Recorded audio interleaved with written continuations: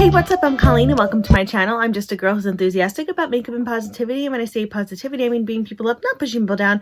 Being mean is not cool. Awesome people are not mean, so be kind all the time. So welcome to another edition of Friday Frights. In this edition, I will be talking about Resurrection Mary, the ghost who has been haunting Archer Avenue in Chicago, Illinois for the past 80 years. And while I, of course, tell you this story, I will do my makeup. And the palette I will be using is from Curst Cosmetics, and how fitting, it is their Paranormal palette. Again with the holographic on the thing, like at least once a week in my videos I have something holographic. I mean, I do love a good holographic like eyeshadow or sticker or whatever, so it totally makes sense and it fits the whole vibe. I really like Curst Cosmetics. If you are interested in making a purchase, don't forget to use code Colleen to save 10% on your purchase. But this palette is so cool. I missed it the first time around, so I was so excited to get it. But when you open it up, it looks like this. So many cool colors. And then I don't want to blind people, but in the mirror it says, "Did you see that?" So cool, so creepy. I love it. This is a cool brand. Again, totally speaks to the paranormal fan in me. Actually, I believe the owner of Curst Cosmetics actually had a paranormal show. I believe it's on Amazon. But this is such a cool brand. I have a video. I'll pop it in the cards. I did a review of their Coven palette. It's phenomenal. I think the quality is great. And I'm not just saying that because I have an affiliate code. I actually really enjoy these palettes. This is actually the first time I will be using this palette. So we'll get to experience this palette together. I have high hopes for it because, like I said, the Coven palette's really cool and I've heard good things about it. So I'm gonna stop rambling and let's get into creating a look and talking about Resurrection Mary. So for more than 80 years, travelers along Archer Avenue have reported bizarre encounters with a single-minded young woman in a white dress and dancing shoes who seems to be as real as can be until she proves decidedly otherwise.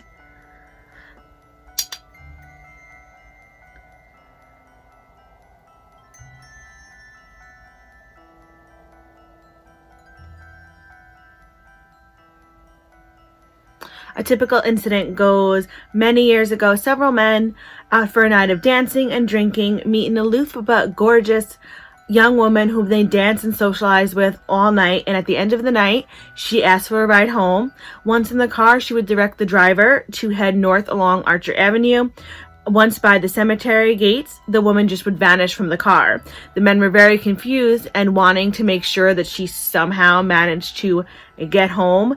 They would drive to the address that she had given them earlier. And true to classic tale, they are informed by her parents that the girl was dead, having been killed in an automobile accident sometime before.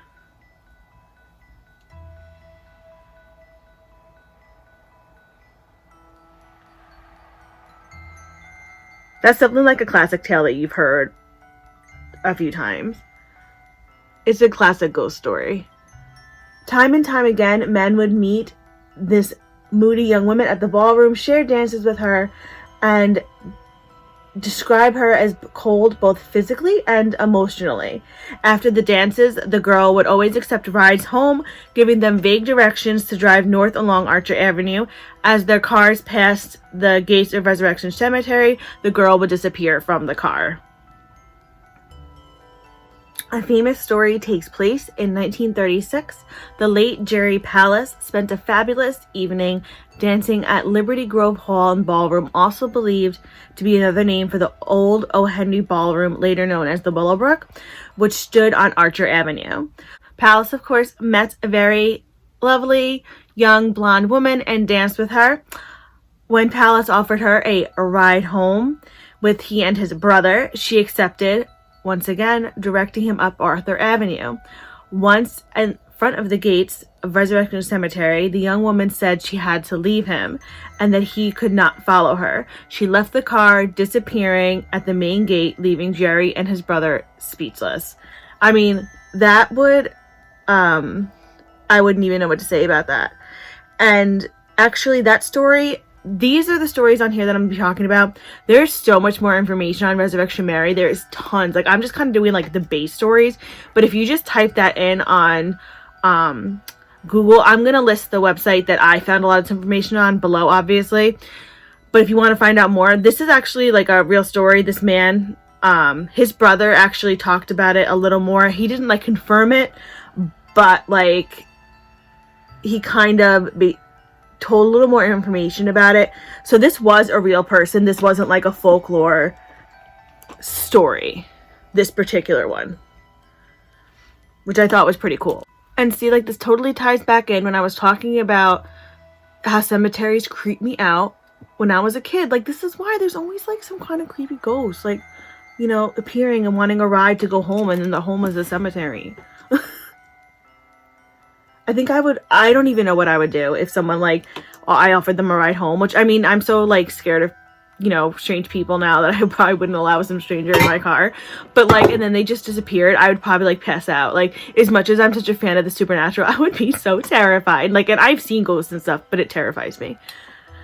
As dance hall encounters with this phantom multiplied, they seemed to center on the O. Henry Ballroom, and it was here that Mary forged her reputation. But it was on Archer Avenue Road itself, in the wee hours of the morning, where Mary made her biggest impact.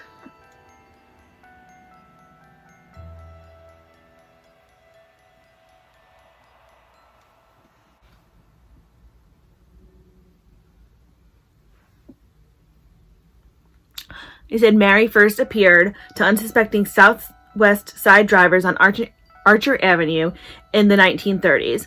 Late-night revelers have complained to police that a woman has tried to jump on the running boards of their automobiles as they made their way home from a night of dancing. That would freak me out.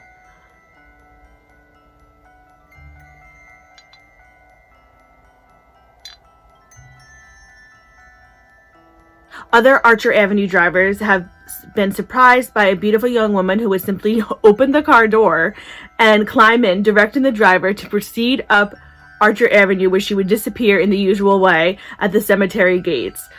Oh my god. Some have even said, I don't know why I'm laughing, because it's scary. It's just scary, like the fact that if this was like a normal person, she just got in somebody's car. Like, that would just freak me out to begin with. But then if she turned out to be a ghost, even freakier. It said, but now back to the story. Some have even said they have watched her run right through the locked gates and into the darkness beyond. Others have said they watched a woman flowing in a white dress walk along the roadside and then vanish as if switched off by a light. And then in some of the scariest accounts, the woman has been struck while bolting in front of moving cars. Bleeding in the road after these crashes, she has been known to dematerialize before or during approaches by the would-be rescuers.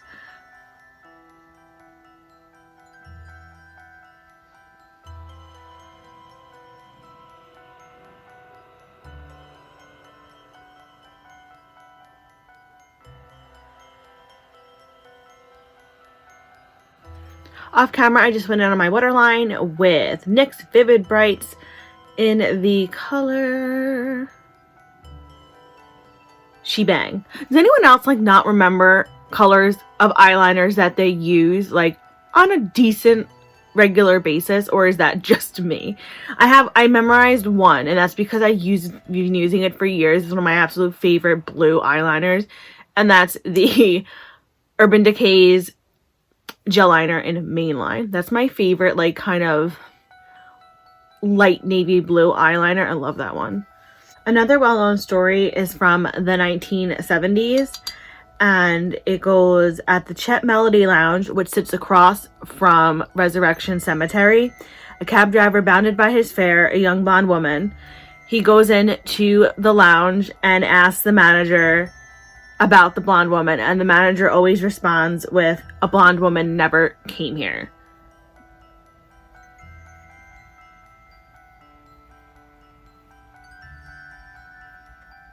A number of years later, a driver happened to be passing the cemetery where he glimpses a young woman standing on the other side of the gate, clutching the bars.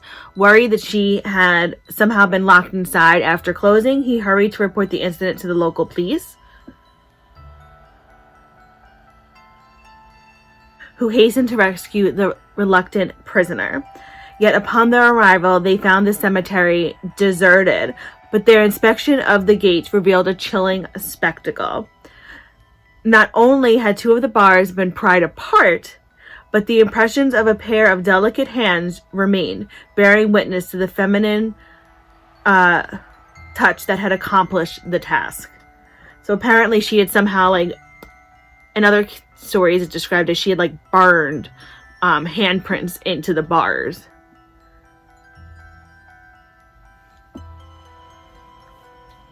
Those two strips of discolored metal and that part of the gate refused to take either paint or primer.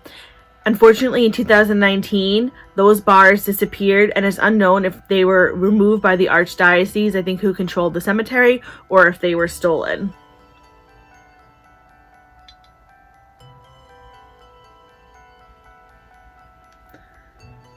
But for like almost like 40 years, those bars were there.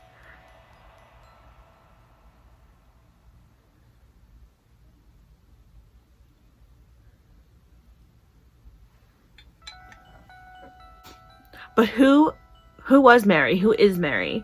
Some believe she is Mary Bregovi, who was killed in a car accident in 1934, whose grave is believed to be in Resurrection Cemetery. However, others believe she was Anna Norkus, who I believed somehow Mary was involved in her name, who died on July 20th, 1927 in a car accident near Archer Avenue while driving home from a night of dancing celebrating her birthday. Both of those, there's a lot of like information for and against about why people think that that might be Mary. Again, if you want to look into more of that, I'll link the source that I used below. It's very interesting. It's also very sad because, you know, I think if Mary's just a woman who, I guess, is lost. I don't know. It's just kind of sad. Archer Avenue to this day is still associated with many paranormal, unexplainable events and stories. If you guys have ever heard of the Resurrection Mary before, if you know anything about her, if you've had any encounters on Archer Avenue, if you've ever driven on Archer Avenue, I'd love to hear about it in the comments section. I love hearing, you know, everyone's paranormal experiences, especially if it, you know, has to do with something I just talked about. But I like to hear all people's paranormal experiences just because I find it so fascinating. So off camera, I just put lipstick on and I just used this color called Ginger Kitties. This is from Hello Waffle Cosmetics. Unfortunately, they are no longer in business, but it's just a really pretty peach color. And this is my finished look. I really like how it came out. I think it's really pretty and soft. In case you are wondering, I used the colors Bump, Echovox, Entity, Oh My God, which is a pressed glitter, White Noise, and Haunted for this look. And just based on my first impressions, I found the mattes went on really nicely. They were pigmented. There was a lot of color payoff. They went on smoothly. They blended out nicely. Actually, Echovox, is that what it was called?